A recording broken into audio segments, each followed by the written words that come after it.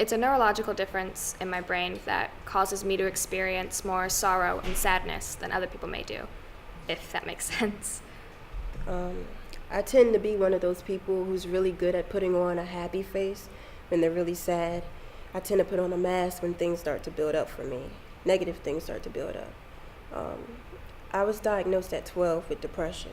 I'm not necessarily sure that it should have been that way, but it was after the death of a family member, so it kind of just... My cousin, who is 2 years older than me, died. Not unexpectedly, but after surgery, and I took it really hard. And then I tend to be a control freak, so when my grades got out of balance, I got really upset, and I just became one of those people who never wanted to get out of bed. I live life. I live life, and my brain is keeping me from living it. And it's like I'm having fun, and then the next moment I'm like, what's going on? This can't be happening. It's like I look at all the little tiny things. I remember in my room I have a big window, and the light shines. When the sun is setting, it shines, and I see all of it, the dust. And I just look at it, and I'm like, why am I looking at it? It's just dust. But at this moment, it's so much more than just dust. It's life. It's all those little things that I don't want to say everyone takes for granted, even myself, but it's all those little things in life that make me feel like it's not life. It's me. Life is life, but I'm different from everyone else. And instead of just living it, I overthink it. I overanalyze it. I don't know what I'm doing. I don't know how I'm feeling. I don't know how to react. I just feel so stuck in my head. And sometimes I just want to, like, I just want to...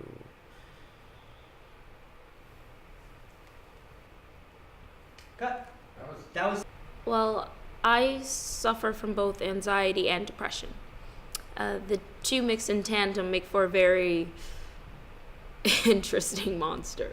It's the feeling of wanting to do everything and the feeling of wanting to do nothing at all. It's the feeling of, waking up in the morning and realizing I have all these things to do and realizing that I'm terrified and don't want to get out of bed. People give me so much grief because sometimes it'll debilitate me to the point where I'll cancel things and won't do anything that day. People will say, oh, you're lazy, oh, you don't really care, oh, you don't want to be involved. And it's not for lack of interest or for lack of anything. It's just pure, unadulterated, illogical fear. If there were a way to put it into an equation, it would be anxiety plus depression equals fear. It just stinks. Okay. My understanding is that it's like a chemical imbalance. I think there's certain hormones that need to be released in your brain and in your body to keep your mood stable. And I don't have enough of some, or I have too much of one. I don't have the proper balance. Depression is different. It's not the same for everybody. Some people eat more, or for me, my depression is that I want to stay in bed. I just don't want to talk to people. I don't want to be around people. I just don't want to be social. But that's not everybody. What I'm learning now is that I'm just an emotional person, and I don't necessarily like that because I cry at commercials sometimes, just take things personally. I'm really sensitive when I'm either starting it or coming out of it in that cycle. I never really thought about being a depressed person. Now that I look back on it, my anxiety has been around longer than my depression. When I was in the second grade, I had this teacher. It was after the Virginia Tech shooting. I was in the second grade. She went on this long speech the day after it happened about if the dude comes into the room with a gun, you should immediately start praying because you are probably going to die. I think that's when my anxiety actually started to occur. Plus, she was not a nice woman. I mean, it's the most random thing, but I think that's where everything started. Yeah, I was usually scared to go to bed, and my sister and I would share a room, and I would just be like, hey, why don't you sleep in the bed closest to the door, so if someone comes in to shoot us, you die first. But I was like 7, so that was my thought process. I guess I was in high school when it started to be noticeable, or where people were starting to pay attention, I should say. But I moved around a lot as a kid, so I was in like one school for 1st and 2nd grade, another school for 3rd, 4th, 5th, and 6th, another school for 7th, another for 8th, and a totally different high school for 9th and 10th. I actually got suspended in the middle of my sophomore year. Pending psychiatric evaluation was how the suspension notice was written up. I had anger issues. So for them to even consider letting me back into high school, I had to go through counseling. Pending psychiatric evaluation, I went to counseling. They put me on some different medicines and stuff. I had EKGs and brain scans and all that stuff. I've never really recovered. I ended up being suspended almost 4 months, so my grades never really recovered. I had a friend kill himself right before I got suspended. I don't know, it was probably one of the triggers. I wasn't too keen on the whole medicine thing either. I felt like it was being forced down my throat. Had a lot of anger. I realized that I definitely didn't do well when it came to handling my emotions, that I needed someone to talk to, whether it be a friend or a family member, an external person. I've learned to handle my emotions. I tend to do things like I'll cook or I'll go to the gym, just anything to help me get rid of some of that excess emotion. Counseling was probably one of the best things I've ever had to do, because someone sat there and listened to me without opinion, without bias, just listened. They helped me realize some of the signs that are, when I'm starting to change and become more on the darker side, I tend to shut people out. I don't talk, and that's not me, I'm a talker. I can't get enough sleep. I can stay in bed all day. I have this really weird thing that I do when I get depressed, and I eat canned frosting. It's a strange thing, that's just me. I hate canned frosting. As a cook and someone who grew up around a baker, you never eat canned frosting, and I can literally just sit down with a spoon and eat the whole thing. And those are some of the personal triggers I've learned to recognize, because I wouldn't do it at any other time. I only tend to do it when I'm really, really not handling the outside world so well. Well, I used to punch things.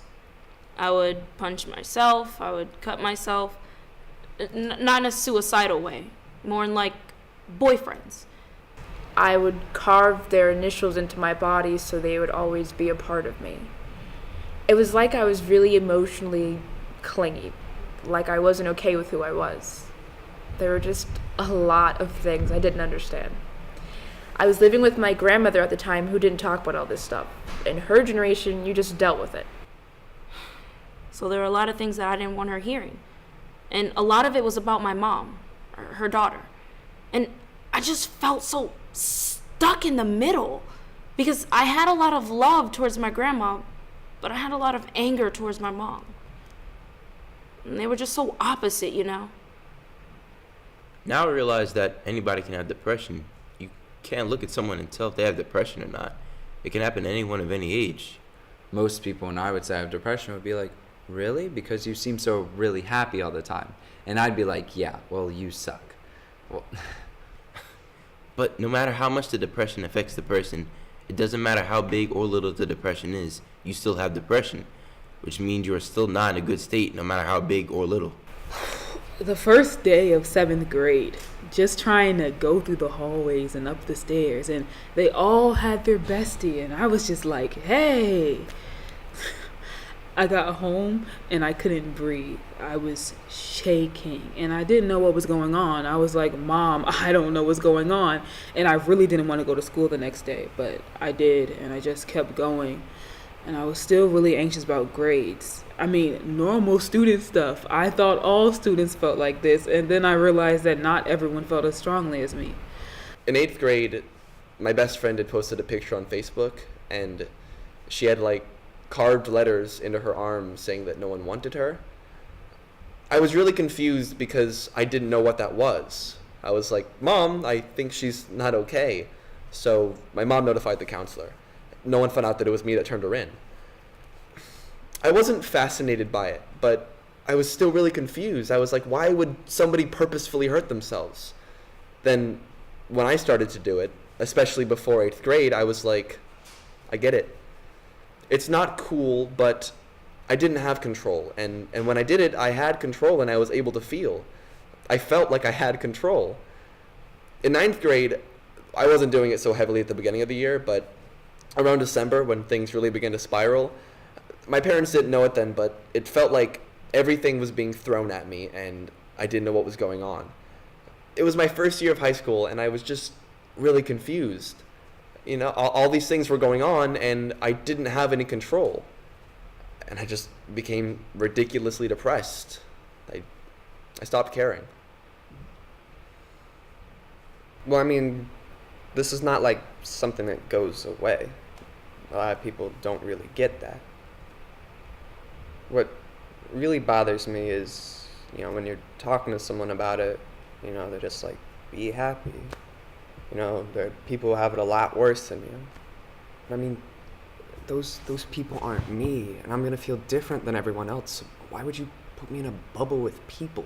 You know, it's like they don't validate that this is a real thing that happens to kids. You know, oh, you're just being over dramatic. You should just be happy. You know, it's just so not like that. You can take medication. You know, it doesn't matter how many therapy groups you go to. If you have depression or anxiety, you can't just get over it. It takes so much work. And I mean, I get depression as a chemical imbalance in the brain. I mean, I personally don't know that much about it. When people start talking to me about it, you know, I just start drawing them out because I don't care if it's a chemical imbalance. I just feel off-put. You know, I feel sad. I don't feel like doing anything. Like I don't feel like hanging out with friends. I don't feel like playing the ukulele or singing. You know, I just want to lay down. Not even sleep, just lay there. You can tell me about all the chemical stuff, but I don't feel like that's what I'm really feeling. You know, I don't feel like certain electrons aren't clicking. You know, I don't feel like something so minor could cause something so major.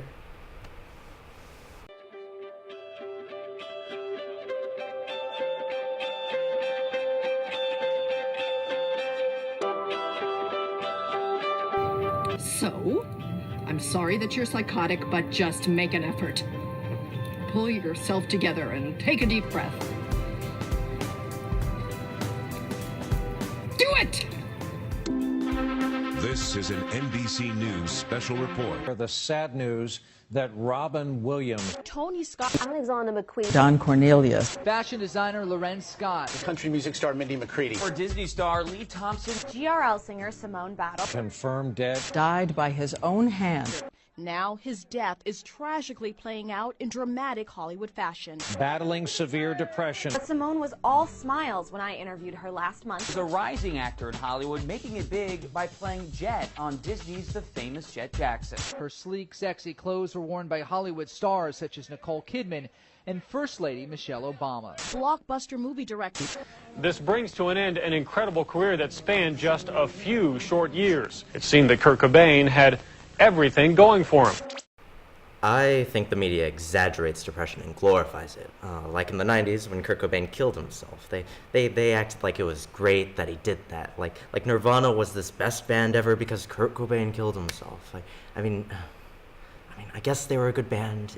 It's just that people don't understand the excessiveness of it sometimes. That it's not, that doesn't just happen overnight. That it's not an overnight thing. I just think people aren't as accepting of differences as they could be. the media portrays depression like it's a phase. You know, like, you're depressed. Even on Facebook, they have your mood. You can post, like, your mood, and your mood will say depressed. It's not a mood. It's not something you can have for an hour and then get over in an hour. It's serious. And then they contradict it because they have these posts where they say depression is real, but you have depression as a feeling. Just a feeling that you could have for an hour and then the next hour you could be happy. Like depressed, happy, sad, content, all of that stuff, it just doesn't go together. I mean, okay, not to me at least. I don't feel like being depressed is just a mood. You can't be depressed for a little while and get over it. And then when I first felt depression... And then they contradict themselves because they say, oh, your depression is real, but you have depression as a feeling. You're just a feeling that you can have for an hour, and then the next hour you could be fine. Like, depressed, happy, sad, content, like all of that stuff, it just doesn't go together. You know, not to me at least. I don't feel like being depressed is just a mood. You can't be depressed for a little while and get over it. And then when I first felt depression, you know, people just kept on telling me that I would grow out of it or get over whatever is bothering me, making me feel that way. When I was first getting diagnosed, I was talking to my friends about it, and they were like, oh, it wasn't a comfortable thing to have to describe, what it feels like when you're depressed. You just don't feel like there are always triggers. You know, there are relationship breakups, people die. Death is something I was surrounded by a lot as a child. I lost people very young in my life. When I was first getting diagnosed, I was talking to my friends about it, and they were like, oh, it's not a comfortable feeling to describe what you feel like when you're depressed. You don't always feel like there's triggers. I mean, there's relationship breakups, people die. Death is something that I was surrounded by a lot as a child. I lost people very young in my life. Death and funerals was something I went to a lot. I remember doing cartwheels in a parking lot, not knowing what to do at a funeral. Even now, what do you do at a funeral? It's awkward. And I remember his mother's family being like, oh my gosh, she's doing cartwheels in the parking lot, how inappropriate. And I'm like, what else am I supposed to do? I'm just a 12-year-old that lost her baby brother. What am I supposed to do? I would probably say the death of my uncle was when my depression started. My dad, he wasn't really in the picture, so my uncle really took that role for me of being a male figure. And we were really, really close. He went to work one day and did not come home. He actually fell off a building. He worked on roofs and got electrocuted and had a massive heart attack before he ever hit the ground. And at 14, that is not the easiest situation to deal with in itself. It definitely put me in a place where I didn't understand what was going on. I did not understand why this important man from my life was taken away from me, especially in conjunction with my cousin 2 years before that. And I think this one was harder for me than some of my other triggers because I had to watch my grandmother be told that her son had had this accident. And I've never seen anyone break like I saw her break. I remember I wanted to go to sleep and I did not want to ever wake up. So that was probably the hardest of the darks when I attempted suicide after that time. It's cringing at the sound of an ambulance siren. It's my heart sinking when the phone rings in fear of the news that the speaker may bring. It's going to bed unsure if the person I love will wake up with me or if I'll wake up alone. I know that someone I love has attempted suicide and is still suicidal, but she's already seeking help, so what do? I put her mother's number in 911 on speed dial. I keep an eye on her every move, and then I blame myself for her actions. I blame myself for not saying more, for saying too much, for not being able to magically appear in her presence every time she needs me. And then, every second of every day I ask myself, what can I do? Till it's in my dreams, till I can't focus, till I shake with the need to take action. What can I do? I hate Mondays. My mom died on a Monday. She left my dad after he cheated on her, and my mom raised me. I was always, still am, really mad at him about it. And she died on a Monday. They called it Stormy Monday. There's a song about that. Actually, there's a lot of old songs about how bad Mondays are. I don't like Mondays, just another manic Monday, Monday. And the one I can't get out of my head is the one that she always used to sing. What I've got they used to call the blues. Nothing is really wrong, feeling like I don't belong, walking around, some kind of lonely clown. Rainy days and Mondays always get me down.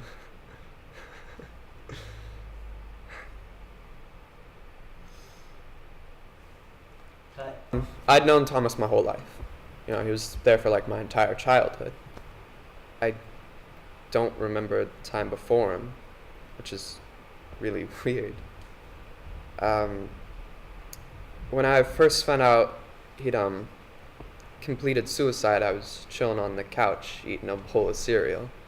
My mom got a call at work, and she called me crying.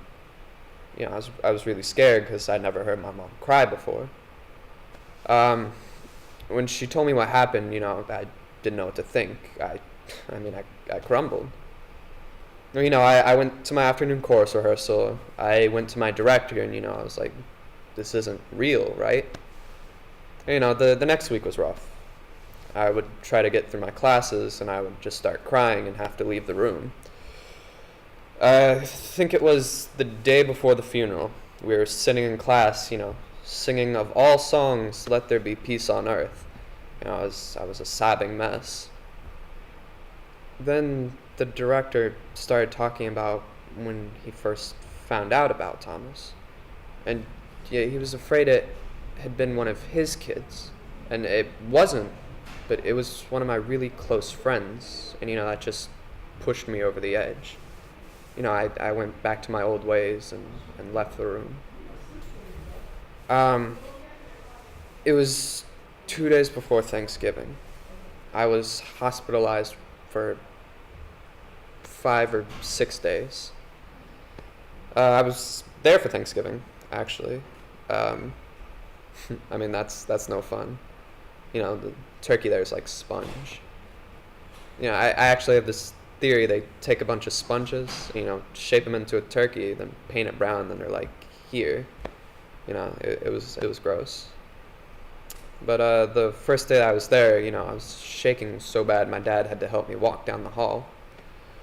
I knew if I didn't get serious continual help, I was probably going to end up killing myself. And, after seeing how devastated Thomas's mom was, and, is destroyed still, I knew I never wanted my parents to go through that. Suicide is a confusing thing. And my aunt took her own life when I was little by running the car in her garage. And that had a huge impact on me, and it made me really confused. I promised myself that I would never let anyone in my life get to that point. And 2 weeks ago, my friend overdosed on sleeping pills and washed it back with some vodka. And for a full 24 hours, I thought she was dead. And we had just hung out that day and went to dinner and made plans for the weekend, and then all of a sudden she was gone. So fortunately, she lived. And I remember the first second I saw her after that. I stopped in the middle of the street, and my heart started racing. I was overwhelmed with excitement and relief, and I ran to her, and I gave her the biggest hug I was capable of, and I never wanted to let go. I realized that you can't stop people from getting to their point of depression. but you can help them out of it, I guess. Depression hit my brother's friend very hard, to the point where his mind told him it was better to die. The pain was too deep. As a child at the time, I never realized. My brother's friend used to play with me when he came to visit my brother. He taught me so much. He would help me with my schoolwork all the time. He was the most positive person I ever knew. And I remember how confused I was when my mom had gotten the phone call. He had completed suicide. I was like, why would someone do that? He was such a big role model for me. I feel like sometimes parents don't want to admit there's something wrong with their child because it might mean that they did something wrong. And the biggest thing is that they need to realize is that they didn't do anything wrong. There's just a little difference in their child. And, don't ignore it. Get the help your kid needs, instead of waiting on it. I would say also, if your child is diagnosed with something and taking medication, make sure they're taking it the way they need to. And don't let them skip doses. I know too many people who kind of just let their kid do whatever they want. They don't take their medication and they end up back in this spiral. So stick to it, stay on them. They can't get better without you, so they need that support from you. My mom's pretty good. I don't like using the word medication because it makes me feel like I'm sick. I'm just learning that I'm an emotional person. They think it's just being sad. Nowadays, people just aren't as accepting of differences. When I was first getting diagnosed, I was talking to my friends about it, and they were like, oh. They felt like it was just adolescence. Try not to get into your head a lot. I try to listen to people, not your thoughts. Because the thoughts are the things that lead you to the things you do, to your actions.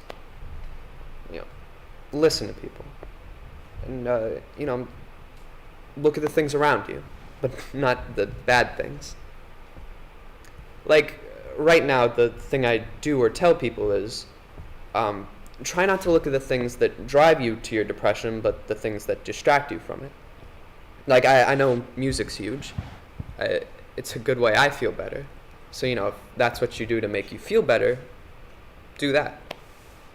It's just like, don't avoid it because you have to face it. There are going to be thunderstorms, but thunderstorms don't last forever. They end. And at the end, there's a rainbow. Look for the rainbow, I guess. Find someone to trust. I know that may be hard because you may not feel like you can trust anybody, and you tell someone something and you tell them not to tell, and then they go tell, but in the long run, those are the good things. Again, seek help. What I've learned is that you can't fix it alone. You have to have some kind of support. At least I feel like you can't fix it alone. I couldn't. I went to go see a psychologist, and that's when the drug regimen started on a regular basis. I did all the tests of the shapes and the colors and the memories, finding my IQ and stuff like that to see if I have a learning disability. I didn't have any of that. The final diagnosis was that I have depression, generalized anxiety, OCD, and ADHD. And those were the 4 that I got diagnosed with. I was doing okay. I moved down here, and that was quite the adjustment.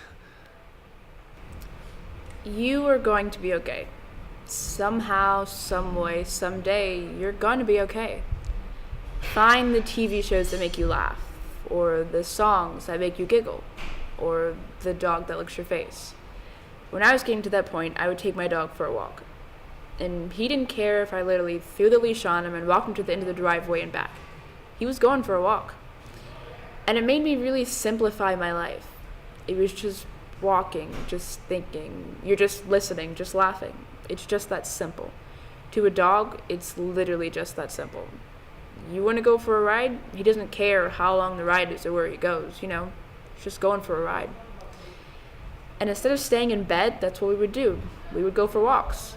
and it got me out, got me breathing the fresh air, my heart beating, my blood pumping through me. And it was 1 day a week, and then it was 2 days a week, and then it was 3 days a week, and I was starting to lose weight, and I was like, wow, look at this. And I was just starting to feel better slowly, and I was just walking my dog. And of course the medicine kicked in too, but that's what's hard, getting back into life when you're dealing with depression or you don't know how to cope. I would tell people that it's okay. It's okay to be sad, and it's okay to not be okay all the time. And that they don't need to hide behind comedy or any other option that they choose to use to keep it from reflecting back on them. Everybody has a hard time at some point, and for some of us it's just a little bit harder than others, and that's okay. That was the hardest thing for me to realize. That it's okay that something might hit me a little bit harder than it hit someone else. And I still talk to someone on a regular basis, even now. Find somebody to talk to. That's the biggest thing for me. I'm a big proponent of counseling. I think that everybody needs somebody, whether that be a counselor. Me, I couldn't really talk to my family because they went through those same things too. So it just it jaded the way that I felt sometimes. So I found somebody outside to talk to. And you've got to. It's okay. Not everybody's going to understand depression. Don't be afraid to get help. A lot of people are usually scared to get help because they don't want to go to their teachers because their teachers cause anxiety. They don't want to go to their parents because their parents are hard too, but you gotta go to someone. I had started cutting, and I hated to tell my mom that I was hurting myself. I mean, I was upset that she was upset, but I was more upset that this was the one thing I had control over, and now I had to give it up, and this sucks. But now that I'm on the right medication and I'm getting help, I'm just really enjoying myself right now. Learn to love yourself. All the flaws, all the crap that's in there, you gotta learn to at least like yourself. But you can learn to love yourself. It's such an awesome feeling when you can actually feel like, hey, I'm pretty awesome. It's not about how beautiful or pretty you are or any of the physical shallow attributes. It's what's on the inside that matters.